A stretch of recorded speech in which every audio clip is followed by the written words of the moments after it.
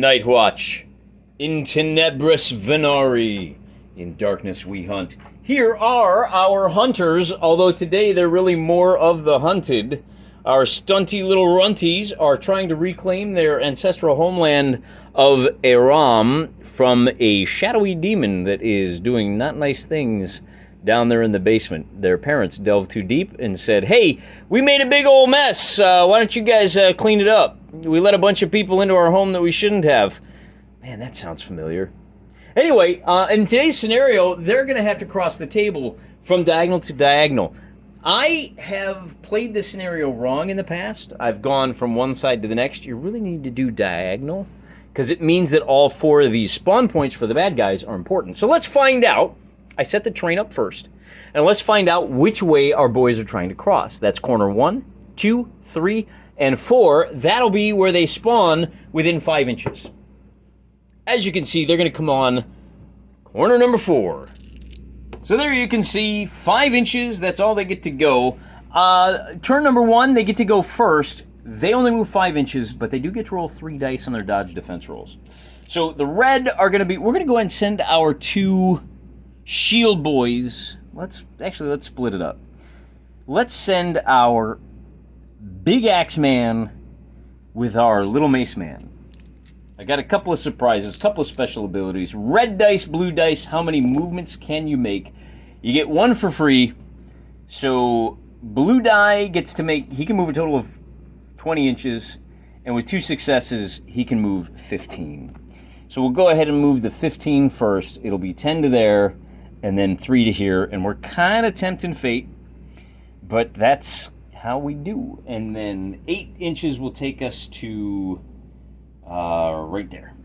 So we can get to the center of the board. This whole area here is a bit of a mess. And the guy with the shield is going to roll the blue dice, and the other guy the red. And so it's going to be 20 inches with the shield, and the guy lugging the axe is only going to get to move 15. So hey, look at that. With 1 full turn, they are able to move almost halfway across the board. Wow, isn't this battle going to be easy? Maybe, maybe not. It all depends on where our bad guys spawn. On the first turn, we're going to spawn 2 skeletons. Now, the skeletons, in classic fantasy game tradition, are going to have a +1. They're going to make their saves on a 3-up when they're attacked by bladed weapons, but on a 5-up when they're attacked by blunt weapons, a giant hammer or a mace. These are just hordes, they're pukes, same as always.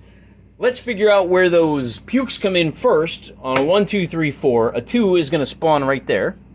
So here are our scorpions ready to head our heroes off at the pass, and the skeletons are going to come on at number 1, which is up there in the north. Ultimately, probably the worst possible rolls we could make. We will push in. These guys are going to move a minimum of 6 inches, maybe 12. Let's see how many. 2 successes. 4s and ups are successes. So 2 of them are going to move 12 inches. 1 is going to lag behind at 6. And they're all going to move towards the nearest visible guy. There's 1 scorpion that has visibility in this direction, so he'll go there. The other guys are going to have to go 6 first, and then pivot around, and it'll look a little something like this. Now, the skeletons, we need to go a little bit slower, because they're going to move, they're going to make that first move. Sometimes I like to use the 6-incher to about here, and then he has 2 more actions. He gets to roll a d8 to see if he moves into contact here, and he does not, at least until his second move. And as he is only 5 inches away, he's at least going to be able to move to contact. This guy is going to be able to make a free move to there, and then roll a d6, and he is going to make another move to the nearest guy. So he's going to jam him up. And he has 1 more action left, so he can attack, and with a successful hit, he's going to, well, we got a 5, so that's a save. That is the end of the bad guy's turn. I think I want to go ahead. Now, he is a bladed guy facing down 2 skeletons. I don't like that. I'm going to bring him, I'm going to bring him up first. He's going to go here with his free move. And then he's got a D10 to attack with his mace. He's going to miss with his D10 attack. And then he's going to use his D8, and he's going to hit one time. So he now saves on a 5-up. He succeeds. And we've got one more attack, which is going to be a... we'll call it a hit. And that skeleton will save on a 5-up, and he saves. That's all he can do this turn. So we'll bring the big hammer up. He can move 5 inches, which gives him enough time to come into contact here. That is his first attack, or his free action. Then he's going to attack, and he's going to get the hit. And because he's got a big weapon, that guy saves on a 5-up. So we'll use our D8s, and we'll get a hit. And the skeleton is going to fail. So that guy goes down. Gav Inmorgan with his first kill. Now, he does still have his D6 move, and we're going to go ahead and use it. Nope, we're not. We're just going to stand there like a chump. Then we're going to charge him up 5 inches to here. We'll try the D6 for his second move, and we'll move into contact here with both of those guys. So he has a D8 attack, and that attack, because he's got the big weapon, he can make a free D6 attack against the second bad guy. The D8's a hit, the D6 is a hit, and both of those scorpions now have to make a save. One of them fails. It's all right. We cleared out one. We'll take it. So that was the free move. We did our D8 attacks, I think that was. We'll go ahead and use our D6 attack, which is going to hit, and the darn thing succeeds. And then I think we have a D10 attack left, which is going to hit. And that scorpion is going to be really armor-clad. I'm really astonished at how badly we're able to penetrate any kind of armor. That leaves us with this Axeman here, trying to put this skeleton down. He's going to roll his D10s first, and he gets a hit. That skeleton now saves on a 3-up, and he fails. Look at that. Jonal scores a kill. He still has his 8 and his 6 movement left. He's going to use them both. And he's going to be able to go 5 inches to there, 5 inches to here, and then we'll lay it down and we'll bring him another 5 inches to here. So he is off to the races. Let's find out where our next batch of skeletons comes from first.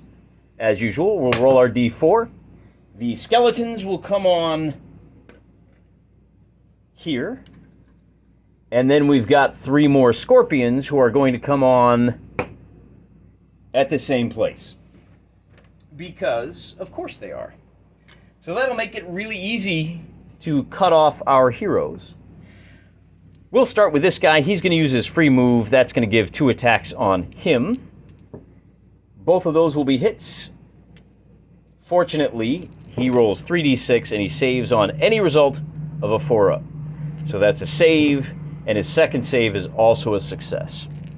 So we got 3 scorpions now that are all going to run. Do they have line of sight? Yeah, they're all going to run after that guy. And only one of them is going to be able to make it. But that's all he can do. The other 2 are going to move to intercept and fall just a little bit short. The skeletons are also going to move up to try to contact him as well. So the first skeleton will move 6 inches to there. And we'll just go ahead and move him. And then the first one has a chance to move. And that's going to be a failure. And he's going to fail on the next one. How about that? You should be in contact. And then this last skeleton is going to, likewise, just be able to make it into contact. I can kind of swing around now to show you what our table situation is. Hey, boy, the trees here are just great, aren't they? See that fight right there? That's going to be a tricky one. Fortunately for our heroes, that's all that's going to happen on this second turn. Moving on to turn number 3, let's start here and see if he can do some crushinating. He's going to use his D10s and a D6 on those 2. He gets a free D6 because of the big crushing weapon. Both of those are going to be hits, and we're saving on 4-up. Look at that. one big heave. I like to drop my bad guys right on the character sheet showing who killed what. That was only his D10. He still has his D8, his D6, and his free move. We're going to go ahead with the axe, and we're going to move. We're going to use our free move. Let's go straight up to here. Then we've got our D8, which is going to be a failure, and we're going to try to move with our D6, which is also a failure. We'll next move. Bring you right around here so you can see. Do we do our combat first, or do we move these guys first? I want to move these guys first. We're going to start with our big hammer bro, and he's going to move. Let's bring him up the middle, 5 inches to there. He's going to use his D10. He's going to have to move at least twice. He gets 2 successes. The first success will put him here, and the second success will put him in contact with Mr. Spearman. So these guys break off to form their own little battle now. And he does still have his D6 attack to see if he hits. He's going to hit. And because he's got the big hammer, this guy now saves not on a 4-up, but on a 5-up. And a 1 is a failure, so he goes down. Gav is just hammering away, which is good. So we got a guy back here who's also going to move 5 inches. Go from 5 to 10 is there. And then we'll use our... How far away are we? We're more than 10 inches away. We're going to have to use all 3 if we want to get into contact. So, 5 inches there is the first move. You know, we got 10 more inches to go. We're just gonna book right on past to here and challenge them to come to us. That's the end of turn number 3. For our heroes, however, we have 2 more skeletons, and look at this. These guys are getting a little more heavily armored. Oh, I bent my pole. Take a look at these guys, huh? Alternative armies, I think alternative armies. They might be irregular. And we've got 3 more yellow skeletons. Yellow scorpions. Let's see who comes on where. It's gonna be... I had a D4. There we go. Skeletons are coming on at number 4. Oh, that's good. That's way over there on the other side of the battlefield.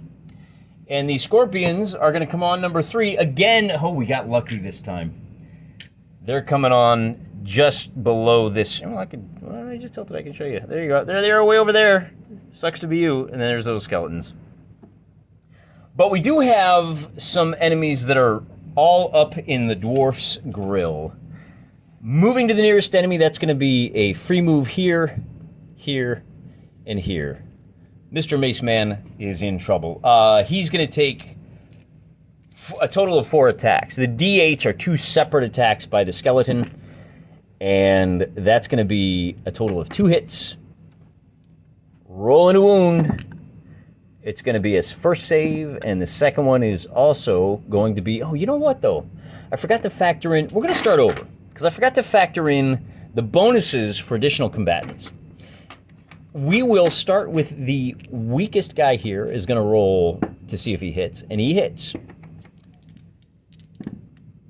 And saves. Then this guy has a +1, so he's going to hit on a 3-up. And we get to save. And then that skeleton is going to get 2 attacks at +2, so he's actually going to hit on a 2-up. So he gets 2 hits as well. And that's a first save, and the second one is also going to be a save. Which leaves just one little scorpion over here trying to do what he can do. And he has a 3, which is a miss. That is it for the... Oh, no, that's not it for the darkness. That's not it for movement. We still need to move these guys. The scorpions down here are going to race off this way. And they're automatically going to get to move 6 inches, but they might get to move 12. Only one of them is going to move 12. He's going to come 12 to here. And the other 2 are going to go 6 and 6.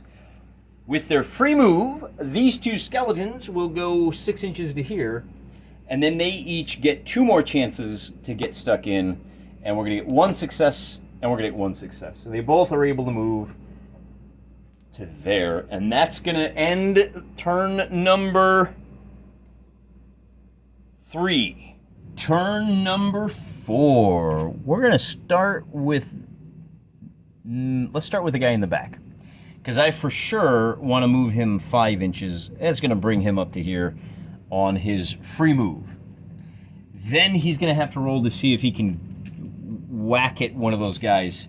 Or maybe we should just get him off the board. You know? Maybe that would be the smart play. But I have a hard time believing that. Let's go with a D6 to move into contact. And that's going to be here. So we can soften that guy up. That's going to be... Then we've got our 10s to try and go... You know what? Let's... If you do that, then what happens is you break off the combat like so. And then we go... A 9 is a hit. And that scorpion is going to fail its save with a 2. So we still have our D8. I think that's good enough. Let's get out of here. Our D8... excuse me. We roll 1. They were both fails. It's a fail. And then we have our D6 to see if we can get off the board, which we can't, so he's just going to stop right there. It's good. That's what you get for being a big fat chicken. But at least old Bob was able to take care of one of those guys. Then we have... let's run... Let's see, what will 5 inches do for us here? Yeah, 5 inches will close. We're going to bring him up to here. And we're going to take our D10 attack against that skeleton with the big hammer. We'll get the hit, and now that skeleton has to resist on a 5-up. That's fine. We got another attack. We'll use our D8s. We'll get the hit. And is it doing that weird... Let's lock that in. Okay, so we got the hit. He's saving again on a 5-up, and he fails. And then we've got our D6 to see if we... Yeah, you know what? Oh, D6 to see if we... Yeah, we're going to move. He is going to leave the table. So one of our guys has now escaped to safety after wiping out enough of his some of his friends. Who was that? That was our big hammer. That was a Gav, the Skullbreaker. Like literally, he killed 3 skeletons. And then we've got one more guy that's ready to go. That's him. He's got an axe, and he's going to use his big axe to score a big hit. And you would be surprised at how resilient these hordes can be. The D10 is going to be a failure if that's a pretty big hit, and that scorpion is going to go down. So we have a chance now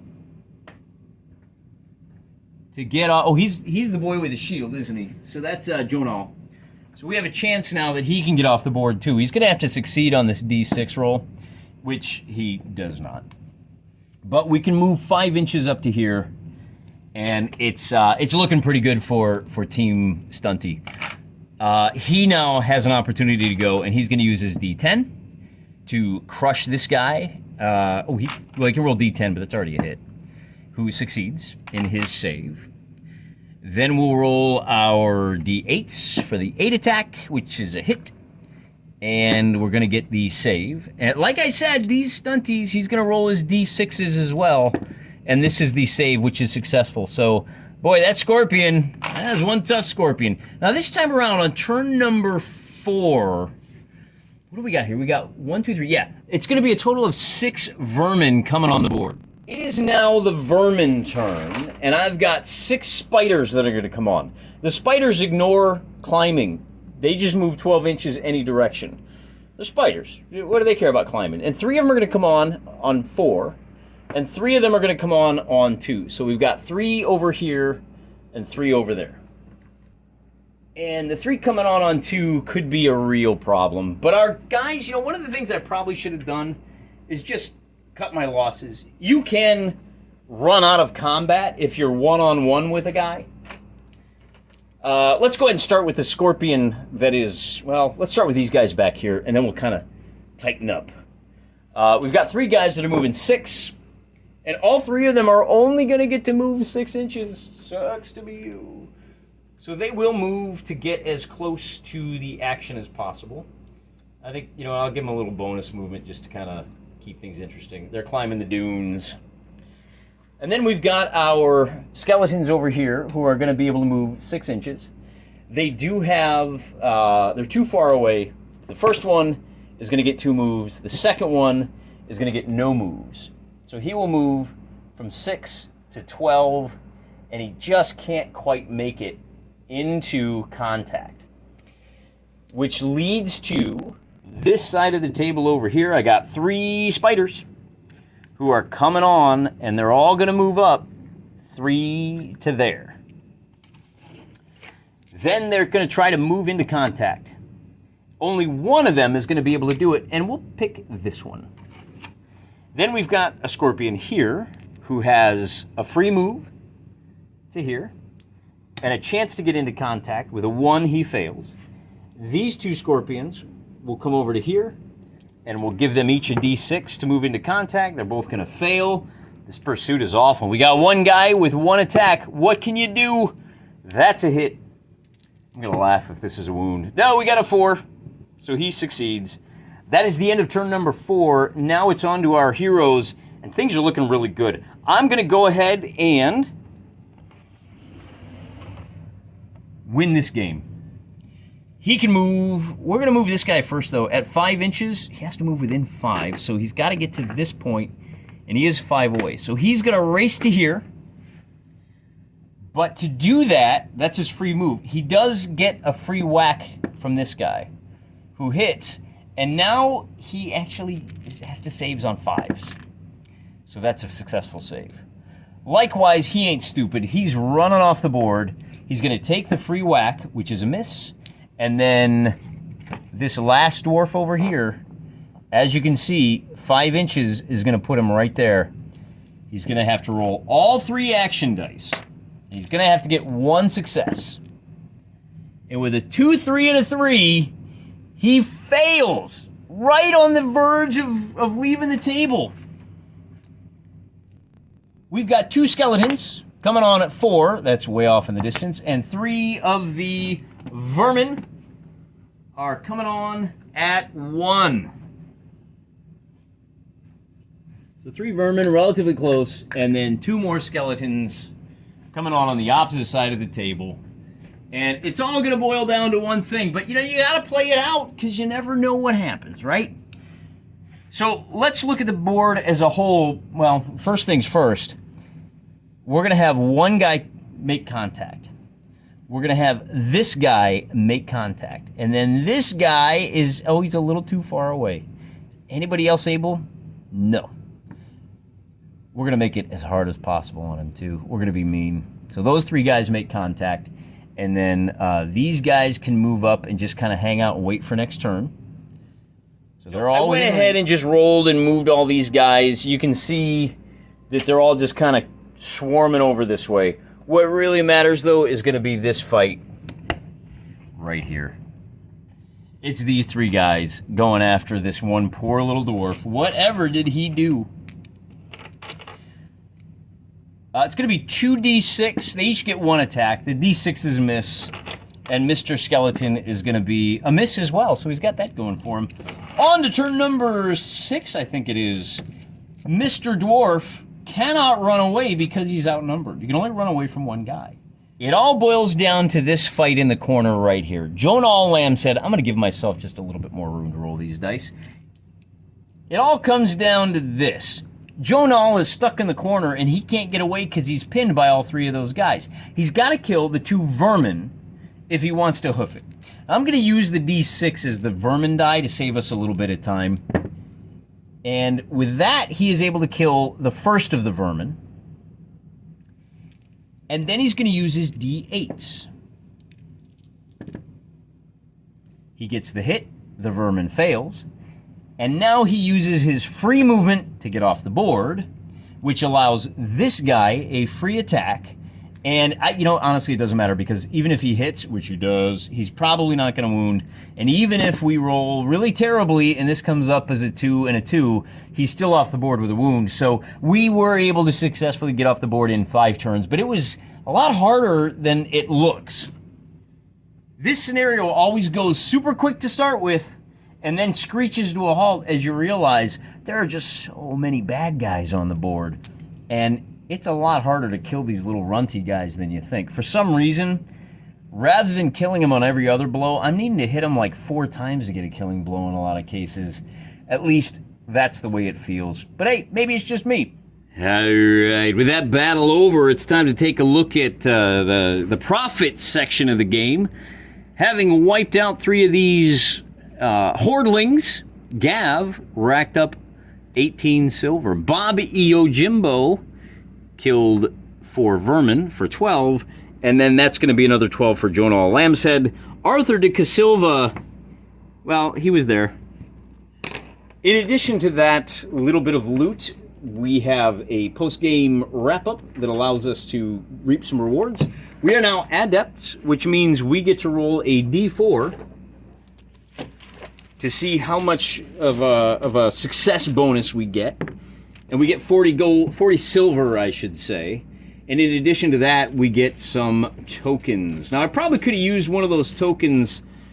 We had a token of, what was it, Guile, which is a free disengage. Man, we really could have used that last time, huh? What do we got here? We got D4 tokens. Oh, and it says players choose this time. Oh, okay. Well, that's good. We get 2 tokens in addition. So in addition to our 40 silver, you know what we'll do? We're just going to go ahead and give everybody 10. So this is a 28, a 22. Thanks for your service, Arthur. You get 10 gold now and 22 there. And as I said in the game, I like to put my tokens on the character sheet. Makes it easy to keep track of. We do have to pick a couple of tokens here. And I'm thinking, I like that disengage, man. That would have come in really handy. We also have tokens that allow you to make a second free attack against the same success immediately after ranged hit. That's a good one. Token of protection, ignore the first wound. Man, these guys are already not taking wounds. I'm getting 2 tokens of teleportation. Now, before my next game, I'm gonna want to assign these to specific dwarves. I'm not gonna do that on camera, but the tokens are great. They're basically just like a free spell that just pops off. They don't use up a slot.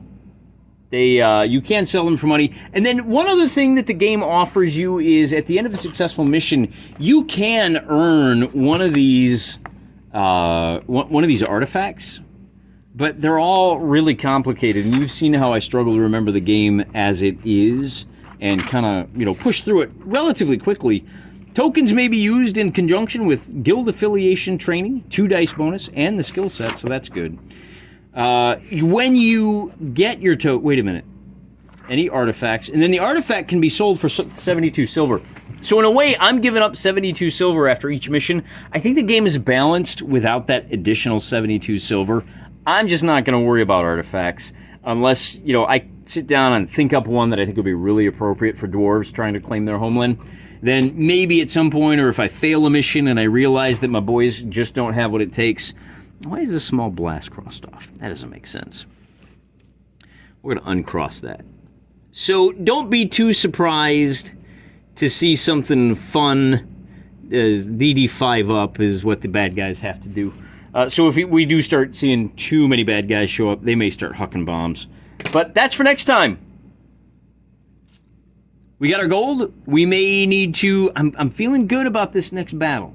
It's going to be a bit of a mix between the destroy an artifact and race across the board mission. It's going to be a little bit tricky, but I think it's going to be interesting. I think you'll like it. We're going to have some new terrain. Make sure you tune in for that. Until next time, I'm praying for you.